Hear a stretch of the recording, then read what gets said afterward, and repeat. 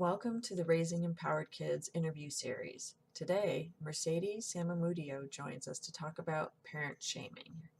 Mercedes is a licensed clinical social worker, a parent coach, speaker, and best-selling author. She helps parents and children communicate with each other, manage emotional trauma, navigate social media and technology, and develop healthy parent-child relationships. Mercedes started the End Parent Shaming movement, as well as coined the term shame-proof parenting, using both to bring awareness to ending parent shame. Hi, Mercedes. I'm so glad to have you here today. Thank you so much for joining us. Thank you so much for having me.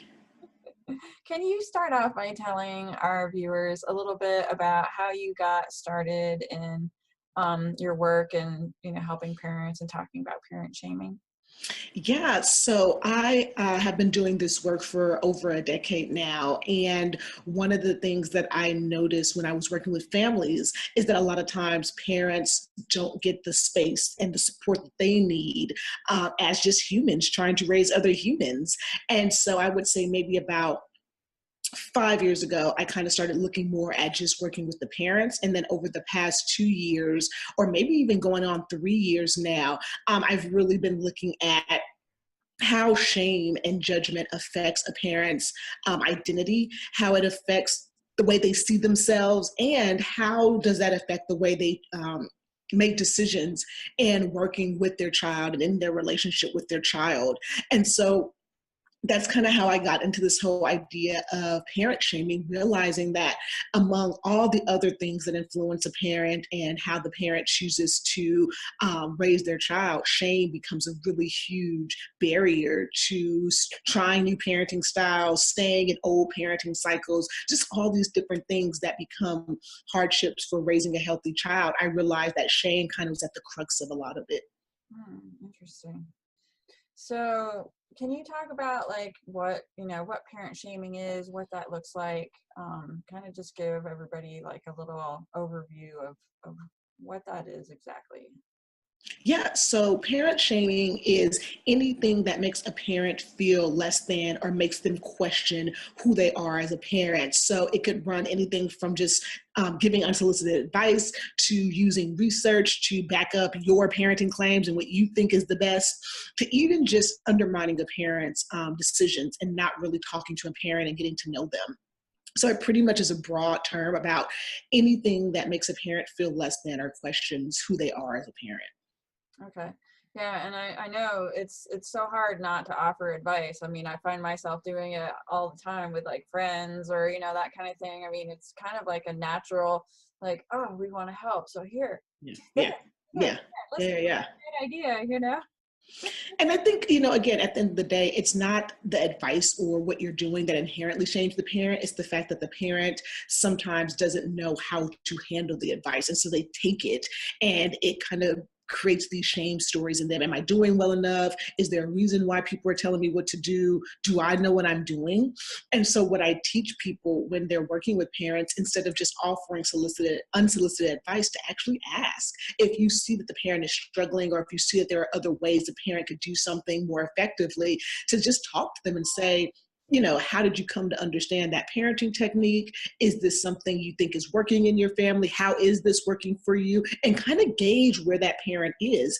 Because as we all know, when someone gives us advice, if we're not in the right emotional mindset to take the advice, we don't hear it anyway. Yeah. So if you tell a parent something and they're stressed and they're tired and they're really frustrated with their child, and like, oh, I wouldn't do that if I were you, or oh, the research says this works better, they're not going to hear you anyway. And what that's going to do is just kind of exacerbate whatever that negative emotion is right in that moment with their child. And so I think it's really important that us as professionals, even just with our friends and family, to say, do you want some support on how to manage this? Would you like to know more about what you can do in this situation? Do you feel like what you're doing right now is helping your family? Is this effective at stopping the behavior or changing the behavior that you want? And again, I'm speaking really pedantically. You definitely can speak in whatever colloquial way that you speak when you say those questions. But again, the idea is that You want to get the parents' attention and you want to know whether they want this information or not. If they don't, be okay with that. Be able to sit with that and realize that not everybody wants your particular brand of advice. It doesn't mean they don't want to learn. It doesn't mean that they're stubborn. They just don't want to know anything. They might need other people, another person's voice. They might not want to admit to you in that moment that they're struggling. So when you ask them that question, it might even alert to them, oh, I'm struggling. They might not even have realized it until someone asks them, do you need help? Do you feel like this is too much for you? How are you doing? That might really bring into their awareness, oh, this is hard. Oh, I am struggling. And in that moment, giving them the space to admit that to themselves, and then maybe coming to you when they're ready and saying, hey, I actually would like some help. Do you have any books? Do you have any websites? Is there anything that I can do to manage this? But I think a lot of it is about really managing you as the observer, managing your feelings about it, managing, okay, do I need to intervene right now? Is this really important? Is this a safety issue? Do I need to intervene? Or is just my own opinion about what they're doing? I don't need to intervene. There's no safety issue. The child is not in danger right now. I don't need to. Can I sit with knowing that this person may or may not want my advice right now? Yeah, right. All good points. Yeah. Definitely. And it can really be challenged to kind of overrule that urge to like, you know. Yeah, yeah. And I think it's both. I mean, I think parents too, I teach my parents how to have a bit of a voice when people give you advice. So you don't have to be rude. You don't have to say something, offensive to the person, but you can just say, right now I'm really trying to focus on my child.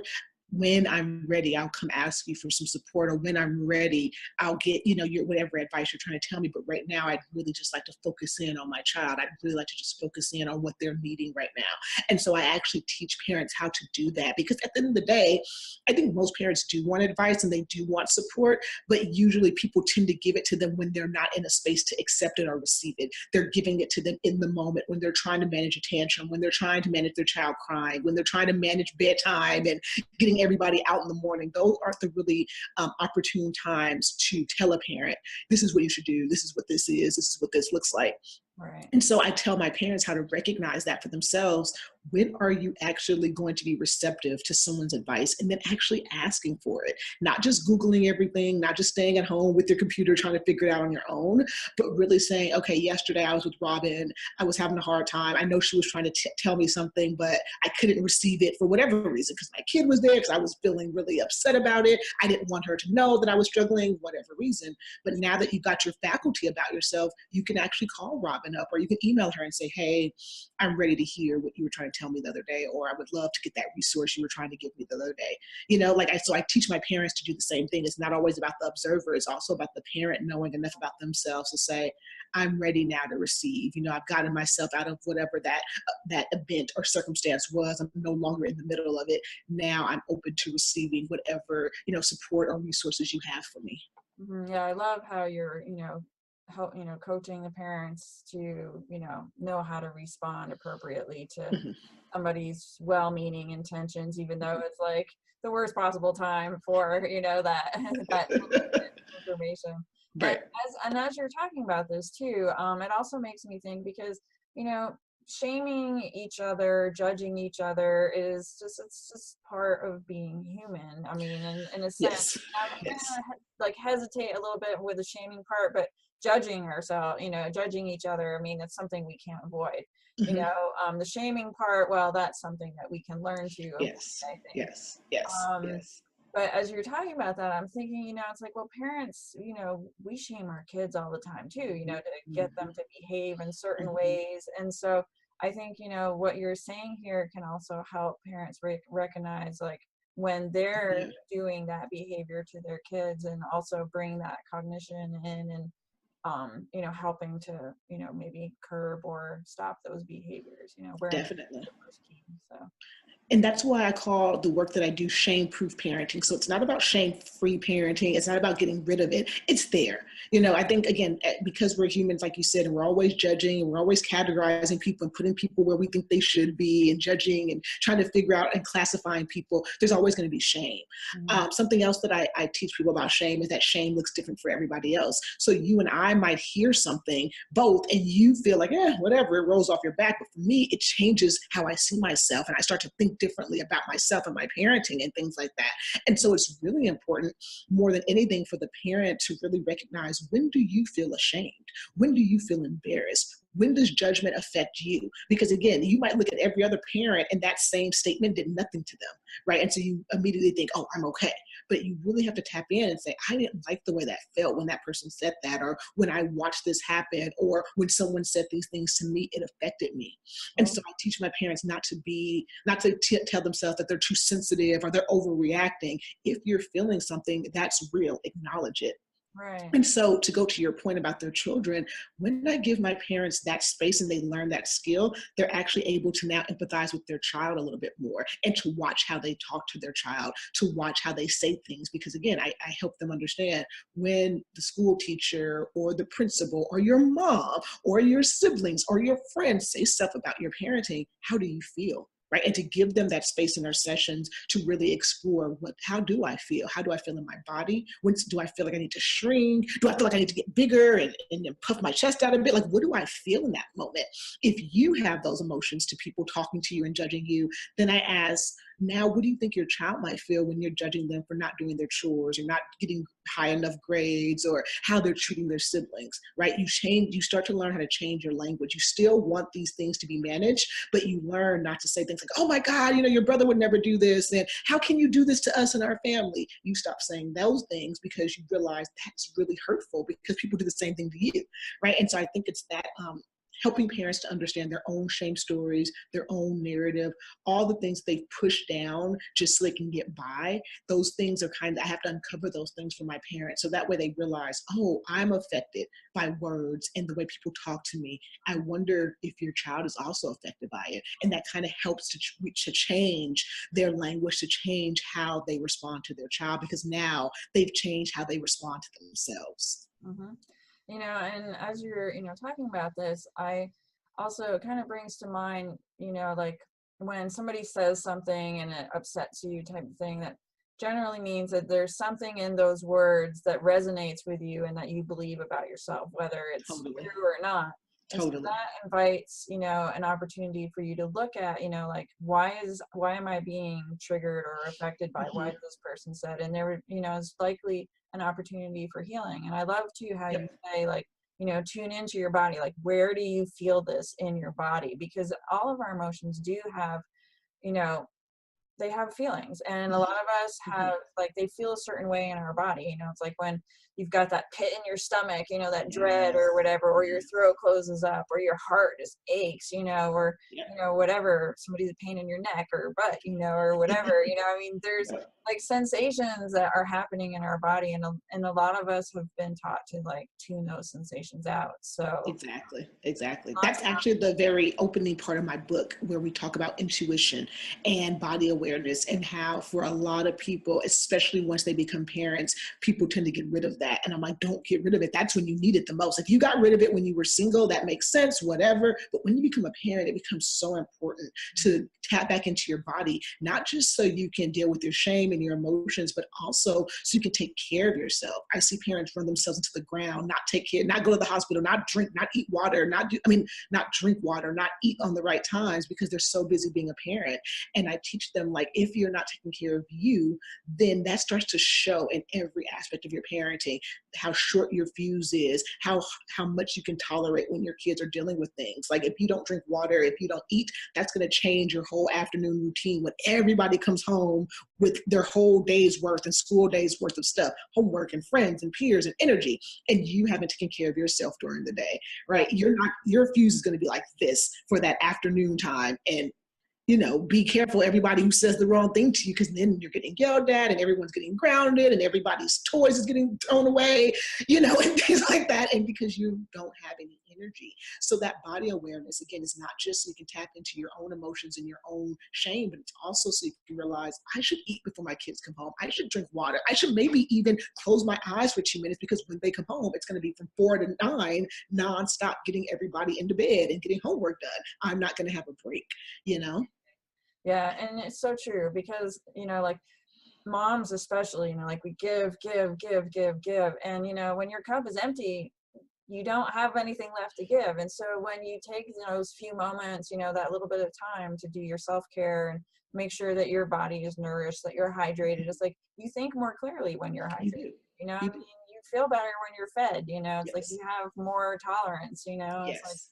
the Yes. restaurant people in the restaurant industry have a name for that. It's called hangry, Yes. Yes. Yes. Yes. It's like Exactly. we really do need to like take care of our own bodies so that we can continue to give to our kids, because I mean, you're in this for the long haul, there's like no it's like you don't get a week off, No. every No. for a while.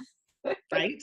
Right. And I guess if I can, that circles back to why parent shaming is so detrimental, because I've had people, moms, and like you said, especially dads talk about it too, but moms especially talking about how people make snide comments about them taking care of themselves or going on vacation or things like that.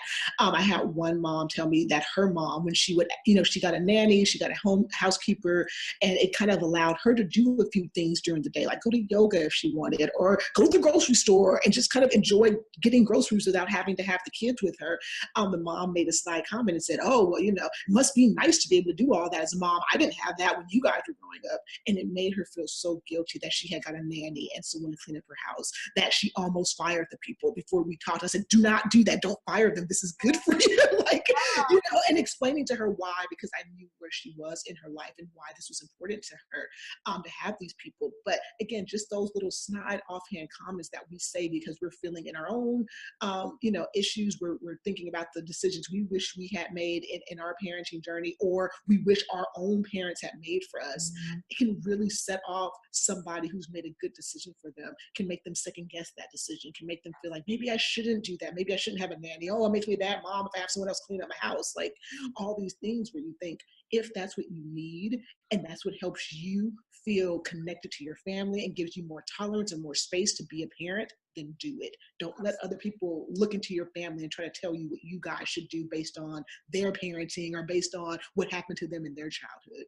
Yeah, well, and plus, I mean, like, that was a different era too. It's like, moms tended to stay home and raise the Mhm. children, and we could survive on a single family income, Yeah, one yeah, person income, and and things are not the same anymore. Life is very busy, and you know what? If you can hire a housekeeper to do your chores, awesome. It's like that yes, gives you opportunity to spend quality time with your kids, yep, maybe go to yoga or take a bath or do that little something for yourself that, yep. keeps your sanity. Yep.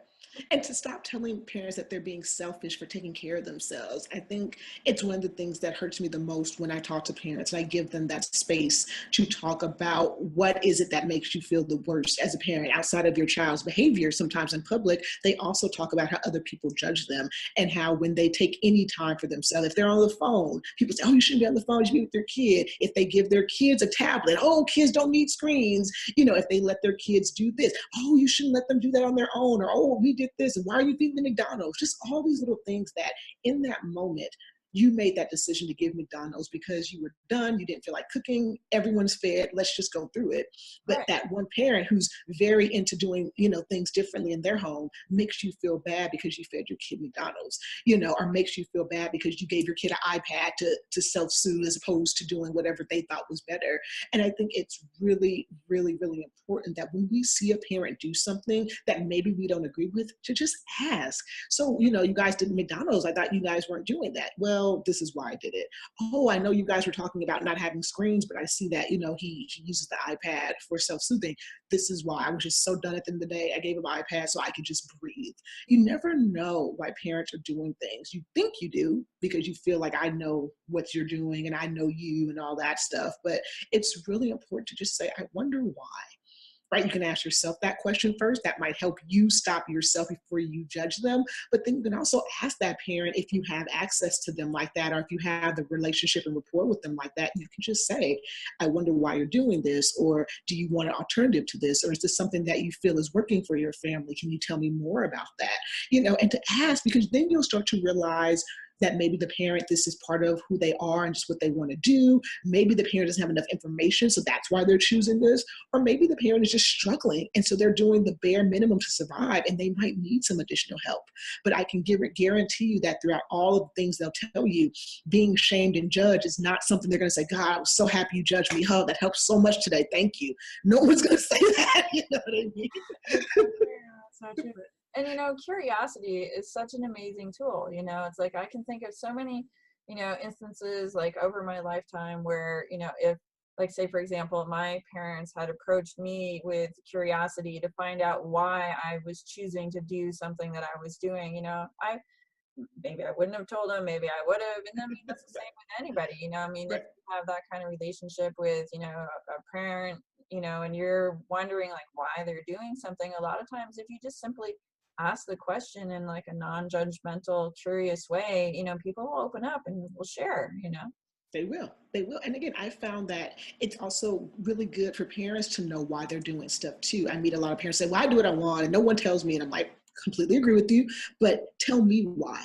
Can you articulate why you make that parenting decision? Can you articulate why this parenting strategy was so important for you to use in that moment? And a lot of times, half and half, I would say 50% of the time, parents say, I don't really know why. I did it for this reason, or it just made sense, or it's what my parents used to do, and I didn't feel like it harmed me, so I just went ahead and did it.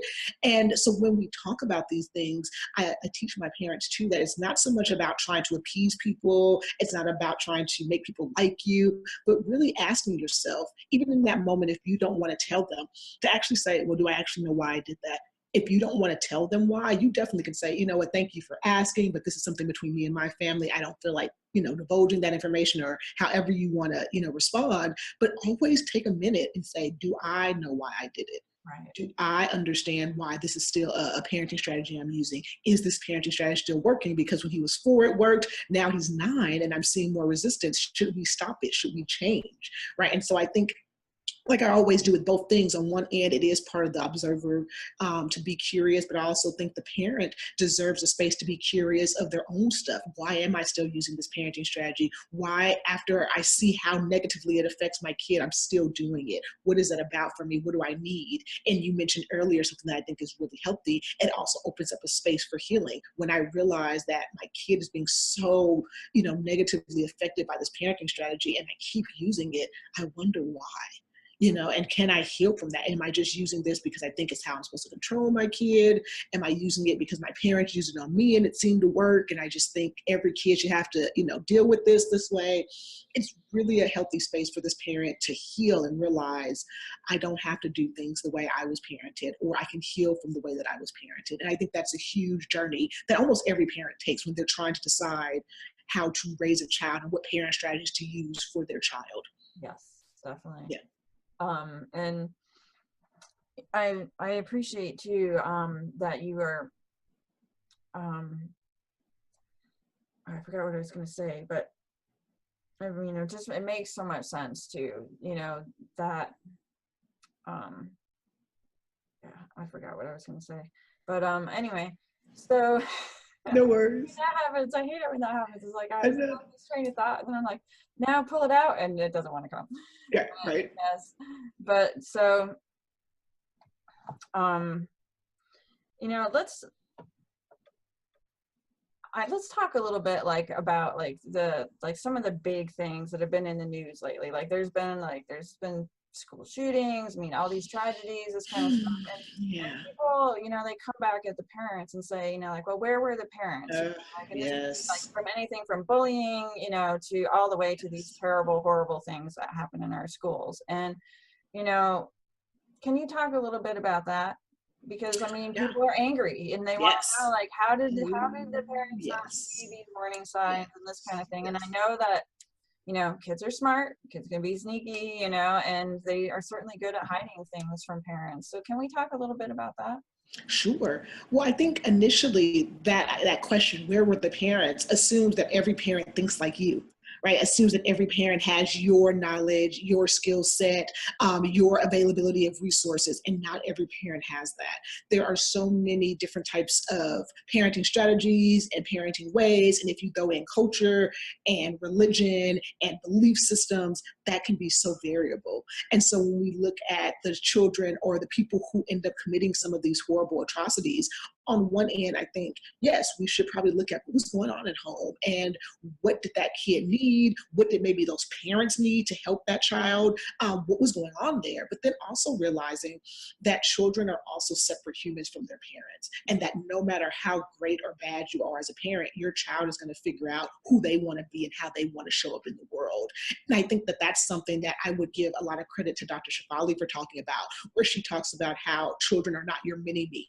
Children are not there for you to control. So even if you're a great parent and you know your kid and you understand them, they go out into the world and they get all types of influences, or on their devices, they get all types of influences that inform who they're going to be as a human. And unfortunately, parents don't actually have a lot of control over that. You can try your best to mitigate what goes on into your child's life, but unless you're going to school with them, sitting with them when they're with their friends, looking over their shoulder when they're on the computer or on the phone, you Mhm. don't know how your child is getting information and how they're processing it. So to the people who always wonder where the parents are, what I always say is I think a better solution would be, how do we support parents? Right? Not wondering where they are after it happens, but realizing that when a parent is struggling, not to judge them and say, you need better parenting skills, you need to learn how to teach your kid, da da da da, but to say, wow, this kid is struggling and the parents seem not to care on my end. I wonder what the parents need to be more engaged. I wonder what the parent is needing to come back in. From my perspective, when I'm watching parents who have been disengaged or who have been judged for not being as attentive and participatory as they need to be, a lot of times these parents are emotionally stressed. They don't know how to manage their own stuff. They've learned to shut down when they get stressed out as opposed to reach out. So the other end, people think that they're being unresponsive, and really that person has just shut down because they don't know how to manage all the stress that comes with being called to school every day, or having their child expelled, or dealing with their child or their family's behavioral issues. And so I really challenge, especially professionals in the field, to not say, I wonder where the parents were when that happened, but to say, I wonder what that family needed. I wonder what was going on in that family that allowed people to shut down on each other or to give up on each other. So that child was so alone that they had to make these types of decisions to get through whatever they were going through. And I think if we can come together and start thinking, how can we help parents versus where were they and why don't they know how to parent? I think that'll really change the fabric of what ends up happening with, especially, adolescents who commit these types of crimes. I can't really speak to adults because once people become adults, it's no longer the parents' fault. Unfortunately, you can't blame a 50-year-old or a 40-year-old who does that on their parents. But when you're looking at adolescents or kids in the age range where their parents are still a huge influence, I think it's really important that we shift our perspective from blaming the parents to really figuring out what was happening and what did that parent need to support their own parenting and then to support their child. Mhm. And I think too, when parents are looking for help and that kind of thing, because I know I read a lot of stuff, and I know that there are examples of cases where parents have gone looking for help, for children that they've had difficulties with, and there's not really a good support system, out there for them. So. Yeah. I think sometimes too people overlook mental health issues, especially when it comes to certain genders, certain age groups. So I know I've had parents come to me saying that their 8-year-old has problems and people tell them they're going to grow out of it, or that their 15-year-old girl is having problems. And they say, oh, it's just about puberty. Oh, she's just going through that.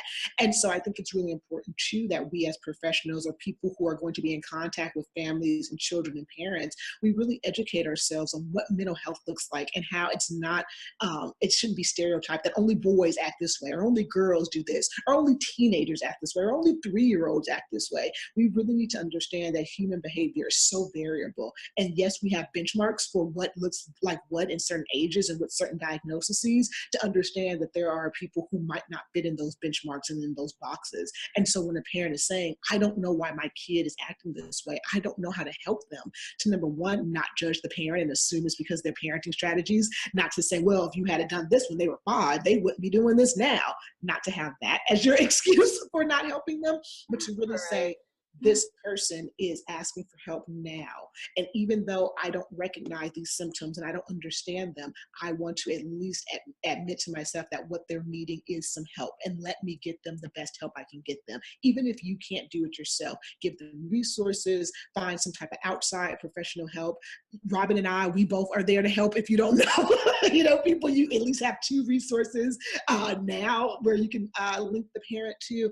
But really, I think, again, it goes back to what I was saying in the previous answer. We really have to shift our perspectives on how we support parents. It can no longer just be about, it's your child, you handle it, you figure it out. It really has to be about, what does this family need? Because yes, there are a lot more school shootings, a lot more mass violence happening, and it's happening from people who probably were told, go figure it out yourself. It's not that big of a deal. You should have known better. You should have been a better parent. They've been pushed away. And we need to really be better about pulling people in, especially when they do actually ask for help.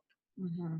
Yeah, and it's true. I mean, it takes a community to raise kids. I mean, and our society, has this attitude that you should be able to do it yourself, whether you're a single mom or dad, and or whether you're intact family unit, it's like you should be able to handle this all on your own and do it yourself. And it's like, this is too much. It's Yeah, like, we can't yeah, know everything, we can't do it all. And yeah. so I really encourage parents to reach out and get I support. do too.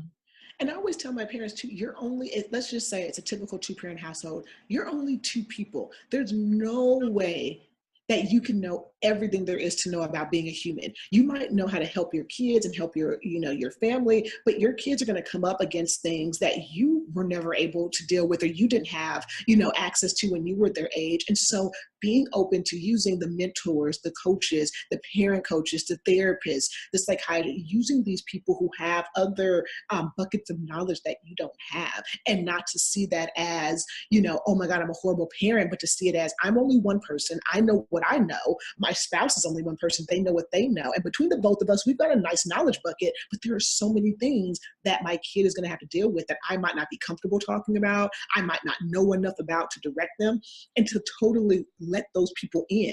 And I think when you as a parent are proactive, then you're letting the right people in, because you're vetting these people, you're talking to these people, and you're seeing that, okay, this person actually is going to help me and my family in a non-judgmental way. I made an analogy in another interview that I did where, and parenting is probably the only identity or the only job where asking for outside help is judged, right? But if, let's say, you needed help with the computer, taking your Mac to the Apple store, no one judges you. They're like, yeah, go and get that. If your phone is on the fritz and you take it into the store and they say, yep, let's get you a new one. We have no problem going to get help for all these menial things that really don't matter, right? If I need help with my car, no one's going to make fun of me if I go take it to Jiffy Lube. Like, how dare you? You should know how to do your own oil change. No one does that. But when it comes to saying, I need help with my child, I don't know how to get them to bed on time, I don't know how to make sure they do their homework, I'm not sure how to help them with their peers and their friends, everyone starts gasping, like, how dare you not know how to do that? How dare you not know how to parent? And I think that's so foolish to me that we have that dichotomy in our society. Yeah, it's so funny how, like, society makes these assumptions. Like, one, how to parent. Two, about sex. It's like, I talk about sex, a lot, Yeah. with my clients and that kind of thing. I help parents talk to their kids about sex. And it's like, that's a good example. It's like, a lot of us in our generation, like, we didn't get good sex education. We had to figure a lot of this stuff out ourselves. Things have changed a whole lot since Yes. we were teenagers. And so it's like, one, we went into the whole topic of sex, figuring this out on our own, trial and error, not necessarily a good choice for sex. Right. Right. They use Right. sex. And so, so it's like, we're expected to know how to parent our kids. It's like every generation gets better, but most of us came from authoritarian parenting households. I certainly did. And those parenting models don't really work anymore. And so now that you don't beat the crap out of your kid when they're misbehaving anymore, so that they're terrified of you, it's like, now you need a new strategy, and you're not maybe sure what to do. I agree. So, I agree. And So I think you brought up a really good point that not every parent had access to the same resources that, another parent may have had access to. So if you think about more affluent families, they might have had access to information that maybe families who weren't so affluent didn't have access to. And so now these people are trying to raise kids with their understanding and their knowledge base. And I think it's really important that we recognize when we see parents struggling that just because you might know or you might have read a parenting book or two and gone to a parenting class or two, it does not mean, number one, that someone else should do that. And it doesn't mean, number two, that someone else has done that. And so, really, to say, okay, I don't know what Robin's knowledge base is, but I'm going to ask her, does she need some help? Is she struggling? How is she doing?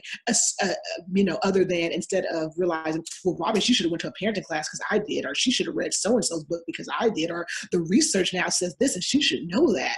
Not everyone has that type of access all the time. Not everyone is able to learn or get information that way. And so I think we have to really be mindful, especially when we're working with parents and talking about parents, that when we see a parent struggling, it's not about what they should have done. It's not about what they should know. It's really about getting curious and saying, I wonder what they need, right? I wonder what they're hoping for and they're wishing someone would help them with.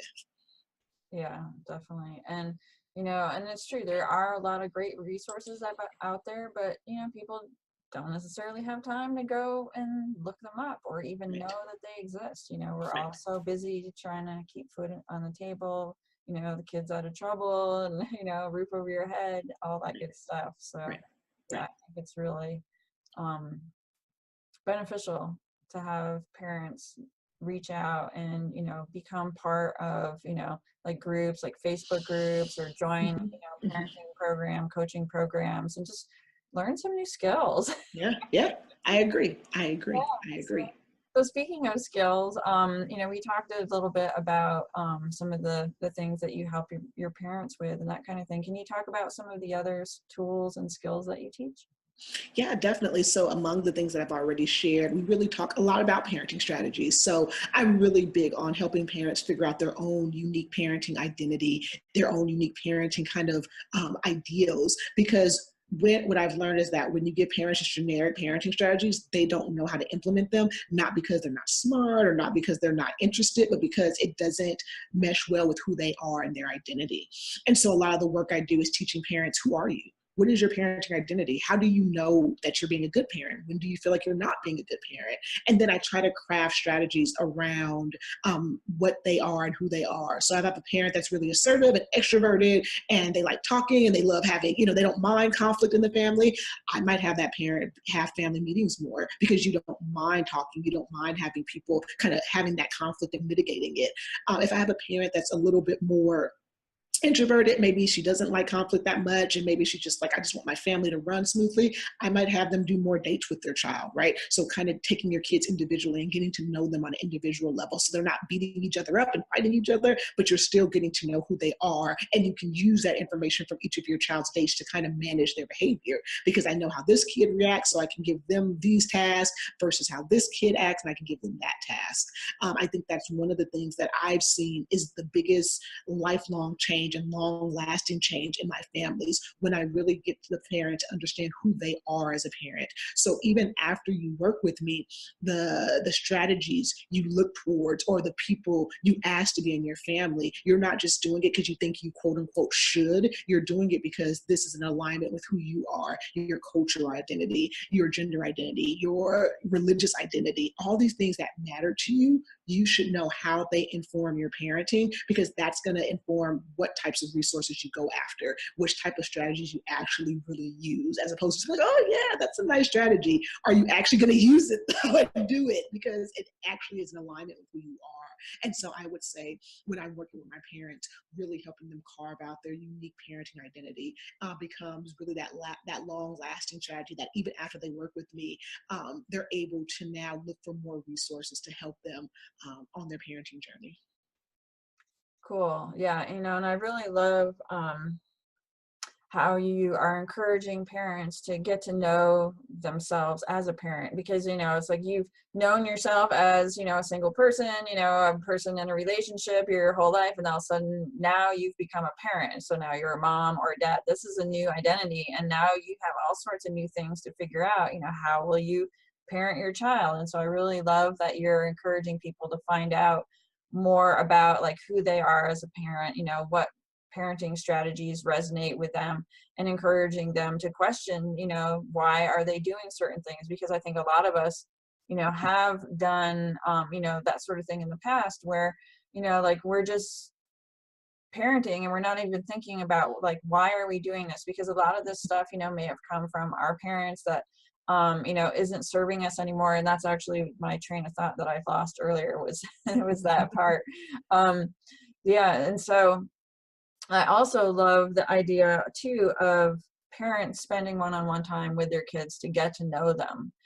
So there's really like a lot of, because it's true, these are little people who are evolving, they're growing, and like you said, they're not a mini me, it's like they're not an object. Like I was talking to Allison Armstrong and she's like, we treat kids like objects, and Yes. it's like no Yes. wonder we are objectifying each other. It's like we started out as objects, it's like Yes. no wonder that comes easily to us as a culture and a Yeah. society. And Right. so really just shifting how we think about our kids, and that they are their own people and that they're not here for us to boss around or, to live out our dreams for us or, any of that Right. kind of stuff. Right, right. And I think that's a societal thing too. That's that piece of you need to control your kid. And if it goes back to what you were talking about a bit ago about what's happening in the world, when things happen, we immediately think, where was the parent? Why didn't they control their kid?